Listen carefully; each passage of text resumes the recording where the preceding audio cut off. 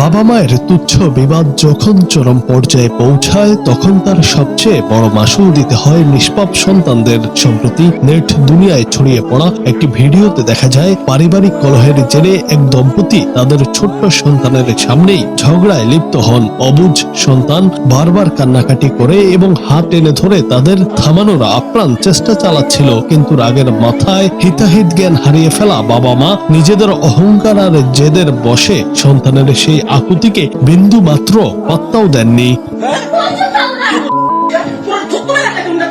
ঝগড়া চলাকালীন এক পর্যায়ে পরিস্থিতির চরম অবনতি ঘটে এবং স্ত্রীর উগ্র আচরণের কথা উল্লেখ করে স্বামী প্রচন্ড ক্ষুব্ধ হয়ে ওঠেন। রাগের মাথায় বিচার বুদ্ধি হারিয়ে তিনি সন্তানের সামনেই স্ত্রীকে তালাক দেওয়ার ঘোষণা দেন এবং তা করেন। মুহূর্তের মধ্যে একটি সাজানো সংসার তাসের ঘরের মতো ভেঙে পড়ে। এ সময় তাদের ছেলে সন্তানটি স্তম্ভিত হয়ে বারবার মা বাবার মুখের দিকে তাকাচ্ছিল, যেন সে বিশ্বাসই করতে পারছিল না তার সাজানো পৃথিবীটা চোখের পলকে এভাবে বদলে যাচ্ছে।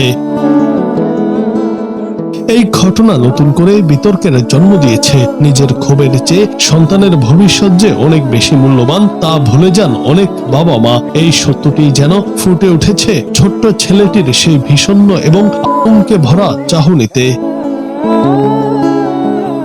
জুনায়েদ আহমেদ, বাংলা টিভি।